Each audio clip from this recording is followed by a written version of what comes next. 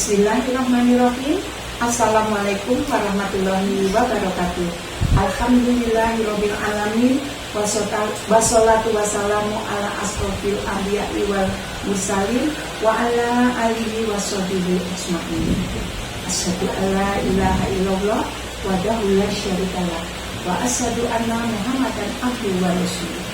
Saudara-saudaraku, dimanapun kalian berada, semoga selalu dalam lindungan Allah SWT. Selamat menjalankan ibadah puasa di bulan suci Ramadan yang penuh maghfirah, dan tentunya semua dengan semangat untuk menjalankan puasa Ramadan, yaitu bulannya Allah SWT. Dan ini doakan semua selalu dianugerahkan umur yang panjang, manfaat, sehat afiat jasmani rohani, rezeki yang berkah, agar bisa berniaga dengan baik dengan Allah SWT. Dan ini kawan hadir dalam sirah Nabawiyah pembacaan kisah Rasulullah bekerjasama dengan JN YouTube channel. Jangan lupa untuk like, komen, subscribe, dan bagikan. Terima kasih. Masih dalam COVID pandemi 19, selalu ingin ingatkan ikuti protokol kesehatan yang sudah dianjurkan oleh pemerintah, yaitu 5M. Apabila keluar rumah, memakai masker, mencuci tangan dengan sabun, menjaga jarak, menghindari kerumunan, dan mengurangi aktivitas. Dan tentu juga ditambah dengan olahraga dan makan yang cukup agar selalu sehat, selalu bersemangat. Terima kasih. Kita mulai bab yang 93.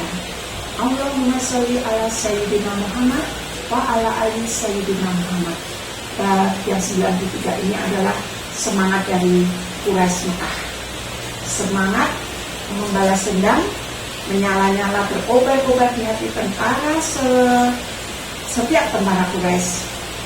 Apalagi mereka ingin memamerkan kemampuan tempurnya itu di hadapan bunga-bunga Quraisy yang ini terus menyanyi, mengobarkan semangat dengan gendang yang bertalu-talu, memakai perhiasan indah, dan memakai pewangian yang semerbak. Nah, belum pernah sebelumnya perang itu diikuti oleh kaum wanita, dan belum pernah juga sebelumnya orang-orang Quraisy berangkat perang dengan tekad sekuat ini. Di depan adalah Abu Sufyan yang memegang komando. Dua pasukan berkuda kavaleri yang dipimpin oleh Khalid bin Walid dan Ikrimah bin Abu Jahal mengawali sisi kiri dan kanan. Di dusun Abwa, beberapa prajurit Quraisy hampir saja membongkar kuburan Aminah, ibunda dari baginda Nabi besar Muhammad SAW. Untung para pembesar Quraisy segera datang dan melarangnya. Nanti mereka juga akan membongkar makam-makam kita kalau kamu membongkar makam dari ibu Rasulullah, sedang pembesar itu. Pasukan tersebut terus bergerak semakin dekat dengan Madinah. Mereka sudah siap beraksi sebagai angin puyuh yang akan menerjang, angin puyuh yang diliputi nyala api kemarahan dan angan-angan kemenangan yang memabukkan. Mereka mendekati Madinah dari dataran tinggi, yaitu di tempat itu Gunung Uhud yang kasar menggunduk bagai makhluk besar yang siap menekan. Kaum muslimin di Madinah pasti akan sangat terkejut jika mereka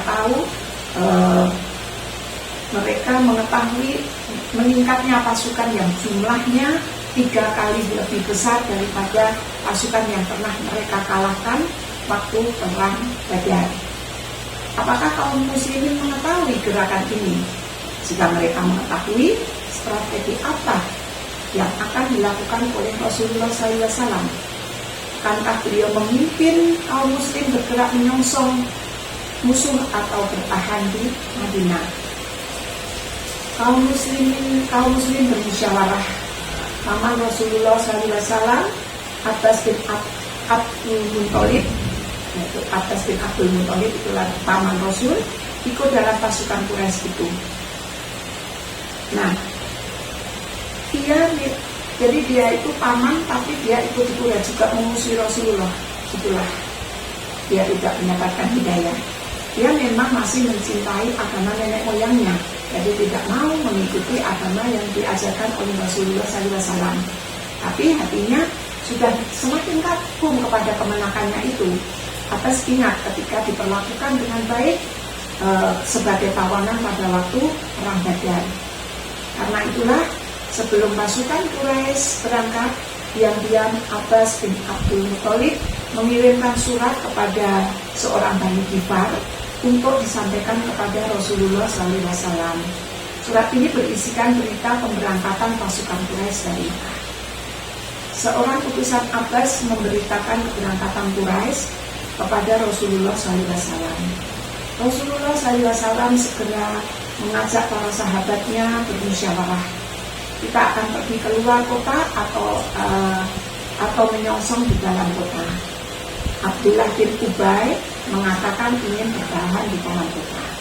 Abdullah bin Ubay itu adalah orang yang masuk Islam namun hatinya tetap iri dengki kepada Rasulullah, ingin mengambil alih kepemimpinan baginda Rasulullah karena dia dulunya adalah pemimpin di Madinah. Musyawarah membuat semua orang jadi mengetahui sepenuhnya bahaya dan kesulitan mereka yang mereka hadapi, yaitu peperangan ini. Hal itu akan membuat anggota pasukan saling mempercayai. Setiap orang akan menganggap dirinya benar-benar bagian dari pasukan, sehingga mampu berjuang saling bahu-membahu. Keberanian para pemuda, yaitu para sesepuh Ansor itu angkat bicara bahwa mengutarakan kepada baginda Rasulullah SAW, ya Rasulullah, tetaplah tinggal di Madinah, jangan pergi menghadapi musuh, karena itu berarti musuh sudah menang. Andai kata musuh yang datang menyerbu, kita pasti yang menang. Biarkan saja mereka di sana mengepung kita. Jika mereka memaksakan diri bertahan, berarti mereka justru berada dalam keadaan merugi diri sendiri. Sebetulnya Rasulullah SAW itu setuju dengan usulan dari sesepuh para Ansor tadi. Namun ingin agar kaum muslimin menyepakati usul ini, para sesepuh Ansor yang telah berjuang mempertahankan kota Madinah selama puluhan tahun tentu tahu benar bahwa mereka lebih baik bertahan di dalam kota. Namun tidak demikian hanya dengan para pemuda muslim yang semangatnya sedang menyala-nyala. Mereka terpukul atas kemenangan 300 orang sahabat Rasulullah SAW menghadapi 1.000 orang musuh pada perang Badar.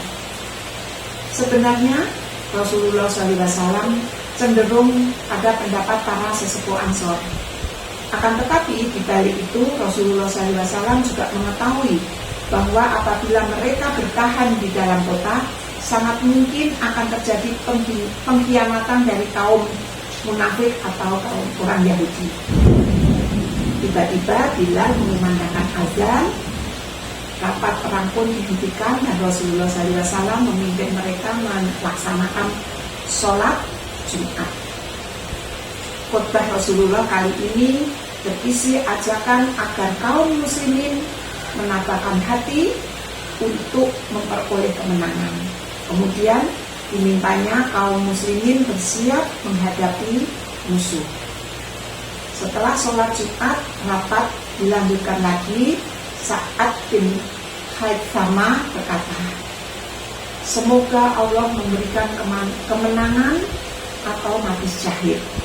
Dalam perang Badar saya amat mendambakan mati syahid, tapi ternyata meleset, yang justru anak saya yang mendapatkan mati syahid. Saya semalam bermimpi bertemu dengan anak saya dan dia berkata, ayah, susullah kami dan kita bertemu di surga Allah. Sudah saya dapatkan apa yang dijanjikan Allah kepada saya. Ya Rasulullah, sungguh rindu saya kepada anak saya akan menemui anak saya di dalam surga.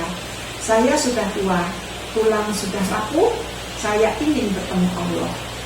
Kata-kata itu semakin menguatkan semangat kaum muslimin untuk menyongsong musuh keluar kota.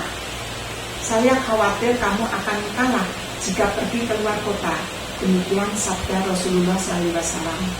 Namun, suara terbanyak kaum muslimin adalah agar mereka menyongsong musuh. Rasulullah SAW pun segera mengetahui keputusan pertama yang akan diambil. Setiap pemuda tentulah tidak sama.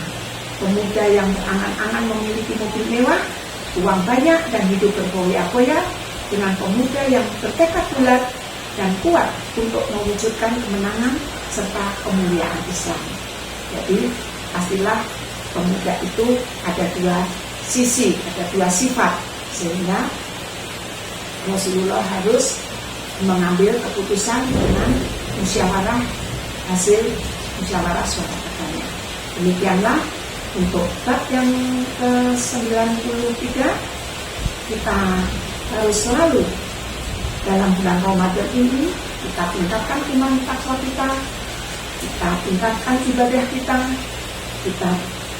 selalu bersolawat, kita mencintai baginda Rasulullah, menjalankan sunnahnya, menjalankan perintah Allah, sehingga apa yang dibawa oleh Rasulullah di dalam Al-Quran, yaitu semua petunjuk dalam Al-Quran, kita bisa memahami.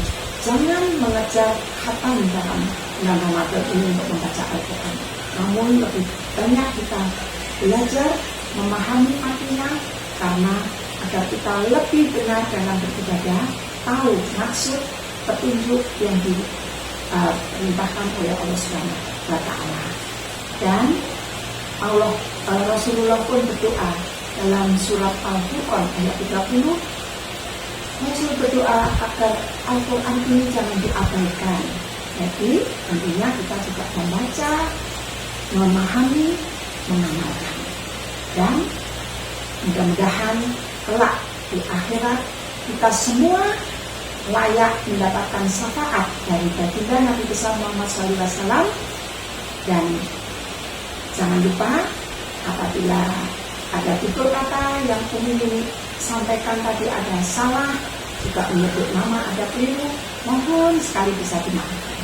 Kita tutup dengan doa kafaratul majlis.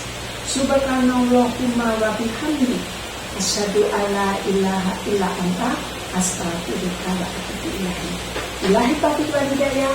Wassalamualaikum warahmatullahi wabarakatuh.